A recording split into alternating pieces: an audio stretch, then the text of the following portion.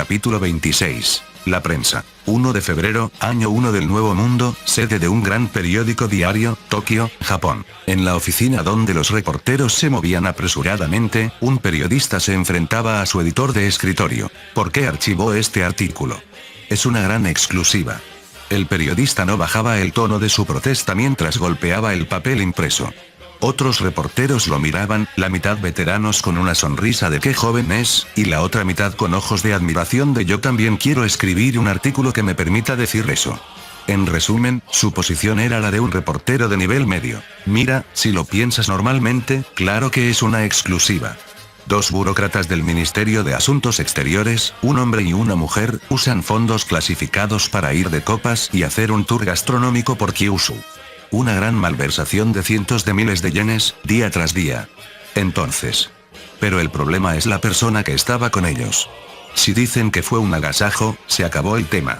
Además, ya se ha acordado en varias instancias que no se toque el tema de la reina de la isla del árbol del mundo en los medios. El editor giró su silla con fastidio y se dio la vuelta. Entonces, ¿usted dice que todo este gasto es por el agasajo?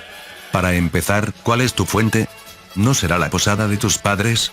Al escuchar eso, el reportero se quedó en silencio.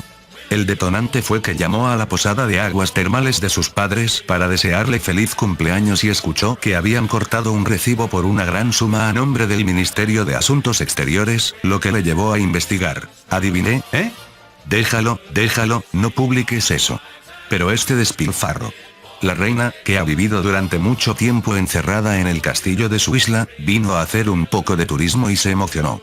Sé indulgente con ella. El reportero protestó diciendo, el problema es que es dinero de los contribuyentes del gobierno japonés. Pero el editor agitó la mano para despedirlo.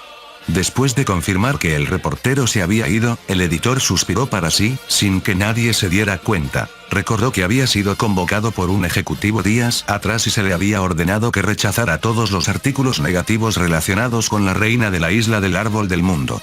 Protestó preguntando por qué, pero solo le dijeron que era un acuerdo al que habían llegado todos los periódicos y las principales editoriales, y con una expresión inexpresiva le dijeron, depende de ti si lo cumples o no, pero no nos haremos responsables de las consecuencias que resulten, lo que le dejó sin otra opción que salir de la habitación. Pero, ¿realmente hay algo tan grandioso en esta reina?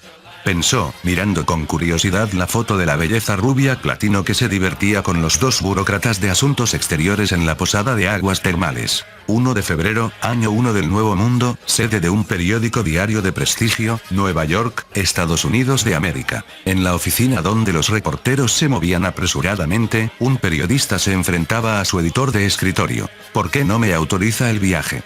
Si voy, la exclusiva es segura. El reportero no bajaba el tono de su protesta mientras mostraba la solicitud de permiso para un viaje de reportaje a su editor. Los otros reporteros no estaban mirando. Todos estaban ocupados corriendo con su propio trabajo y no tenían tiempo para observar una escena cotidiana como una discusión entre un reportero y un editor. Tú lo dices, pero no puedo autorizarte a ir a reportear a los países centroamericanos donde el genocidio está en curso. Para empezar, ¿cómo piensas ir? Las rutas aéreas civiles están detenidas y por tierra las fuerzas de la coalición y el país misterioso se están enfrentando. Tengo licencia de piloto. No te darán permiso de vuelo. Iré de todos modos. El editor miró al reportero con una expresión de asombro, pensando, ¿cómo demonios va a autorizar la compañía algo así? Entonces, renuncio. El reportero dijo esto con una expresión tranquila. Mira, si regreso a salvo, les traeré el artículo. Por favor, cómprenlo. El editor suspiró. Pareces cansado. ¿Qué te parece tomarte una larga vacación? Era el máximo compromiso del editor. La solicitud de vacaciones puede esperar. Sí, sería bueno que me la presentaras cuando regreses. El editor giró su silla, dando la espalda al reportero. Era una señal de que la conversación había terminado. El reportero salió de la habitación sin decirle una palabra. ¡Ay, qué agotador!, suspiró el editor. Era cierto que existían preocupaciones de que la información de Centroamérica solo se basaba en declaraciones del gobierno, sin reportajes locales, lo que impedía verificar su veracidad. Sin embargo, en una situación donde la seguridad del reportero no estaba garantizada en absoluto, no podía decirle que fuera, y además, la entrada de civiles estaba prohibida por el gobierno federal. El editor pensó en si había alguna forma de asegurar la seguridad del reportero que acababa de salir de la habitación.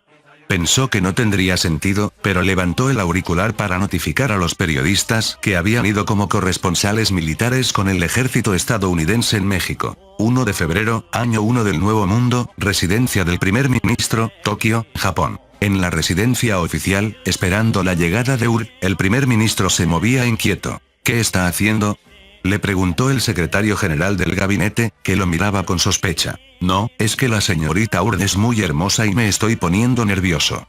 Su esposa se va a enojar. El secretario general del gabinete lo dijo con asombro, pero el patrón de comportamiento lamentable de este primer ministro no era nuevo. Por cierto, no hay artículos negativos sobre la señorita Urd en los medios, desde los principales hasta los más pequeños. El secretario general del gabinete dijo esto mientras miraba los periódicos y revistas apilados sobre su escritorio. Bueno, eso es porque tienen mucho material para suprimir. El primer ministro miró la carpeta que contenía archivos con los escándalos, puntos débiles, de los diversos medios de comunicación, que Urd les había proporcionado en grandes cantidades. Pero la omnisciencia es aterradora. Tenemos que asegurarnos de no enojarla. No, es usted quien tiene más probabilidades de pisar una mina. De verdad, tenga cuidado con sus comentarios desafortunados. La naturaleza desenfadada de este primer ministro, sin importar quién fuera su interlocutor, era tanto su punto fuerte como su debilidad.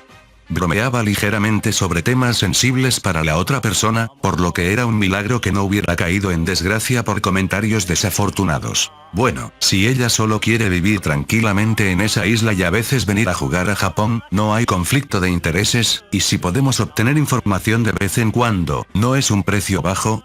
Bueno, tiene razón, pero me preocupa que usted la haga enojar. El secretario general del gabinete, que tenía una larga relación con él, se preguntaba cómo un tipo tan frívolo había llegado a ser primer ministro. Sin embargo, ante el público, era conocido como un hombre decidido que forzó la aprobación del despliegue defensivo a los secretarios generales de los partidos gobernantes y de la oposición. Así es, a veces es sorprendentemente fácil engañar a la gente. 1 de febrero, año 1 del Nuevo Mundo, Casa Blanca, Washington D.C. Estados Unidos de América. Honestamente, los medios de comunicación son un estorbo. En muchos sentidos. El jefe del Estado Mayor del Ejército lo declaró sin rodeos. Al escucharlo, el presidente se llevó las manos a la cabeza. Mira, no digas eso delante de los medios. Era evidente que si decía algo tan directo, se armaría un escándalo. Para ser específico, hay un número incontrolable de medios de comunicación que han ido a la Ciudad de México sin solicitar credenciales de corresponsales de guerra, y no podemos garantizar su seguridad. ¿No es eso demasiado resumido como para decir los medios de comunicación son un estorbo?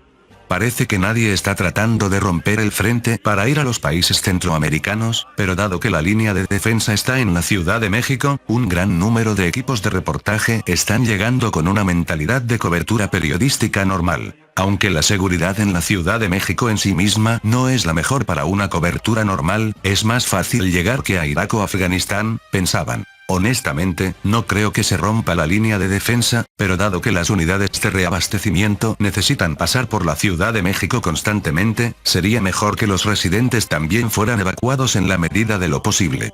Pero, no establecimos la Ciudad de México como la línea de defensa absoluta precisamente porque la población es demasiado grande para evacuarla. Aunque así sea, las municiones no llegarán si hay atascos de tráfico.